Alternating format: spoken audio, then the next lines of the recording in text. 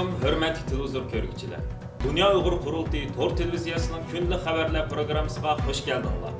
Mən İftixar Abdurrashid. Hörmətli görürmənlər, tövəndə diqqətinizlər günlük xəbərlər proqramımızın təfsilatıda bolsun. 2 may, yani Rozet'nin birinci günü akşamı Amerika Prezidenti Joe Biden'ın Aksaray'da ötküzülgen Rozet'ni təbrikləş ziyafətində Uyğurlarını alayı tılğı elişi və ziyafət Xalqara Dini Erkinlik Komitetinin muavin reisi Nuri Türkel hem de türmük qamalğan Uyğur doktor Gülşen Abbas'ın Amerikadaki kızı Ziba Murat'ını təklif qilishi muhaciratdaki Uyğurlarını alayı söyündirdi. Amerika Prezidenti Joe Biden bilen xanımı Jill Biden tərəfindən berilgen Rozet'ni təbrikləş ziyafətiga Amerikadaki hökumət organları, hər qaysı sahalar və cemaatlarının vəkilləri, şundaqla Müslüman devletlerinin diplomatları qatnaşqan. Ziyafətdə Prezident Joe Biden intayın əhəmiyyətli nutq sözləyən. O Amerikadakı və dünyanın hər qaysı joylarındakı müsəlmanlarının Rozet'ni təbrikləb sözləyən nutqida dinlar ara özara düşünüş, kən qorsaqlıq və həmkarlıqni alayda təkidləyən. O yana Amerikadakı müsəlmanlar cemaatinin hər sahalarda tirişçanlıq göstərib, Amerikanın tərəqqiyatı və gülünüş üçün zor töhfələrini qoşuyotqanlığını alayda təkidləyən. O müsəlmanlar cemaatinin Amerikadakı köp xilliqiga, rangdarlıqqa tolgan medeniyetler içindeki alayida hayatı küçük ege bir topluluk ekanligini eskertip ötken. Prezident Biden Rozet münasibati bilan so'zlagan nutqida Uyg'urlarni alayida tilga olgan. O mundaq degan. Bugungi kunda biz dunyoning har qaysi joylarida nurg'unlagan musulmonlarning zo'ravonlikqa uchrayotganligini ko'ryapmiz. Hech kim ezilganlarni kamsitmasligi, hech kim diniy e'tiqodi sababidan besim uchirmasligi kerak. Şuna biz bugün bu muqaddas bayramını təbrikləyen Uyğurlar, Rohingyalar qatarlıq musulmonlarni əsləməkdimiz. Şundaqla açarçılıq, zo'ravonlik və toqunuşlarda azab tortayotganlarni əslaymiz. Mazkur ziyafət jarayonida Nuri Türkel efendim bilan Ziba Murat xanım Prezident Bidenga Uyg'urlarning navbatdagi ichinishlik vaziyati haqida bevosita ma'lumot berish fursatiga erishgan. Xabarda aytilishicha, Amerika hökumətinin muavin prezidenti Kamala Harris shu kuni o'zining Twitter betida butun dunyodagi musulmonlar jamoatiga o'zining heytlik salomini yo'llagan hamda oilamizdan butun dunyo musulmonlarga salom, heyt muborak degan. Xitoy hökuməti Uyg'urlardagi islom dini bilan bog'langan barliq urf-odatlarning hammasini terrorlik va ashqullikqa bog'lab irqiy qirg'inchilikni davom qildirishning bahonasini qilayotganda Amerika hökumatining bu xildagi rozetlik faoliyatida Uyg'urlar masalasini alohida tilga olishi muhojiratdagi Uyg'urlarni to'liq xursand qildi. Axios xabarlarining 3 may kuni e'lon qilishicha, Amerika hökuməti növbətdə Gülşen Abbas xanım və shuningdek boshqa Uyg'ur tutqunlarını Xitoydan surishtirishni kuchaytgan bo'lib, Amerikaning BDT turishliq bosh elchisi Linda Thomas Greenfield xanım yaqinda Xitoyning BDT turishliq bosh elchisi bilan ko'rishganda Gülşen Abbas xanımning masalasini o'ttirib qo'ygan.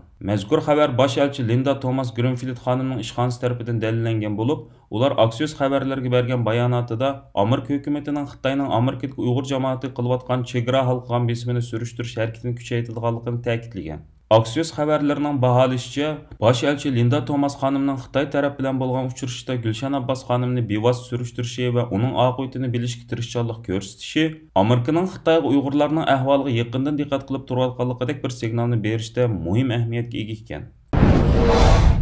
Dünya Uyghur Qurultayining raisi Dolqun Aysa, Qurultay fondining raisi Abdujalil Ahmad, Qurultayning bayonotchisi va Qurultay ayollar komitetining mudiri Zumratay Erkinlarini tarkib topgan Qurultay heyetining Norvegiya ziyorati bugun, ya'ni 4 may kuni rasmiy boshlandi.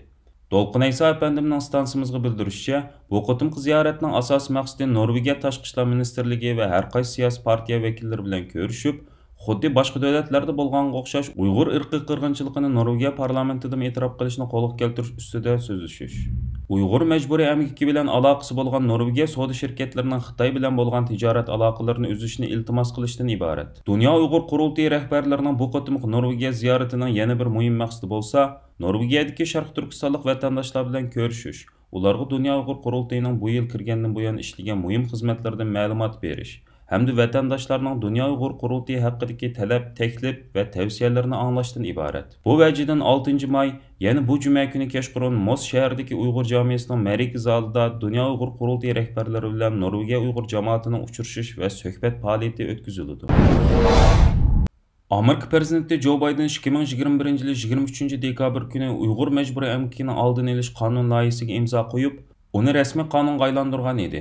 Mazkur qonun bu yil 6 oyning 21 kunidan e'tiboran rasmiy yo'sinda ishga kirishdi ekan. Bu sababdan Amerika Tamojna va chegara qo'g'dash idorasi Amerikadagi har qaysi import qiluvchilarga 2022 yil 6 oyning 21 kunidan boshlab Uyg'ur majburiy emgakining oldini olish qonunida ko'rsatilgan moddalarning ishga kirishidagi haqida uqtirish avatadiganligini jakarlagan.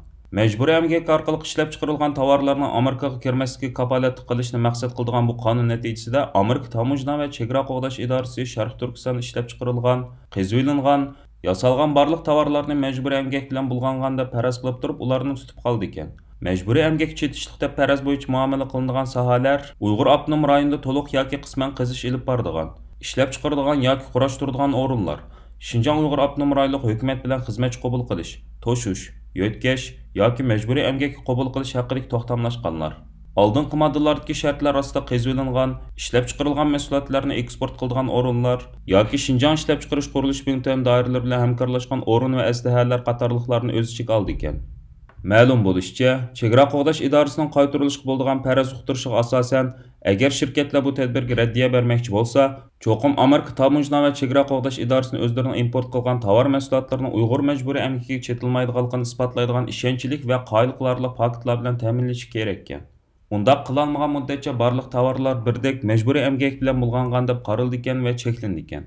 Amerika Tamojna va chegara qo'g'dash idorasi uqtirishida Uyg'ur mecburiy emgakini oldini olish qonunining 2022-yil 6-oyning 21-kunidan boshlab yo'lga qo'yilganligini, uqtirish xatini topshirib olgan shirkatlarning ta'minlash zanjirlaridagi masalalarni vaqtida o'ngish kerakligi tavsiya qilingan. Ular yana xat topshira olmagan boshqa shirkatlarning ham o'xshashlar yuqorgi qonunga bo'ysunib, shu bo'yicha ish ko'rish majburiyati borligini bildirgan.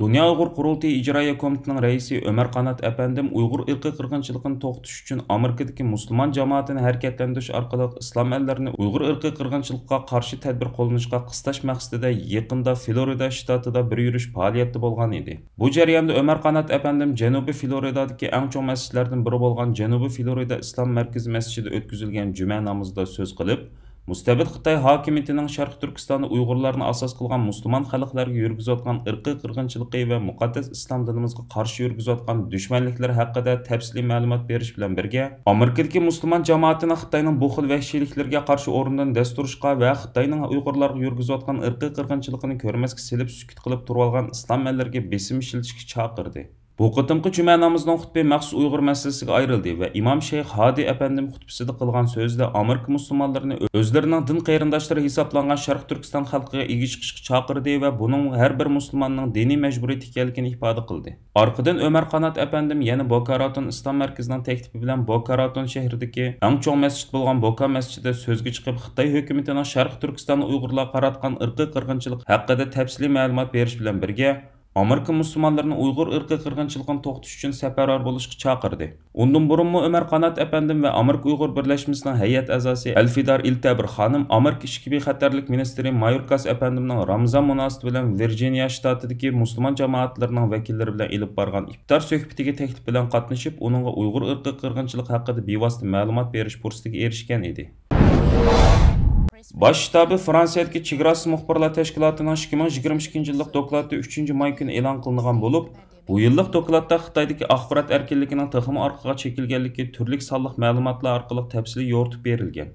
2022-yillik doklat ko'rsatilishicha, Xitoy hukumatı davomli holda axborot erkinligi bo'yicha eng nachar tizimlikdagi eng to'van nomerni olgan davlatlar qatorida tilga ilingan.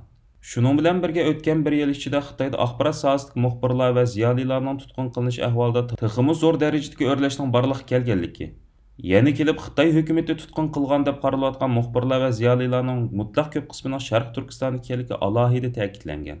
Mazkur dokladda tilg'ingan masalalar ichida alohida diqqat qilishga tegishli bir nuqta Xitoycha shakldagi axborotni ta'qib qilish qilmishining dunyoga kengayishi bo'lgan. Dokladda aytilishicha, Xitoy hukumati o'zlarining siyosiy va iqtisodiy jihatdagi ta'siridan foydalanib, Osiyodagi o'ziga qo'shni davlatlarning axborot sohasini kontrol qilishga urinmoqda ekan. Buning bilan Tailand, Kambodja qatorliq bir qism davlatlar Xitoyning bevosita ta'sirida texmi hokim mutlaq bo'lgan shakllar orqali axborot sohasini kontrol qilishni boshlab o'tgan.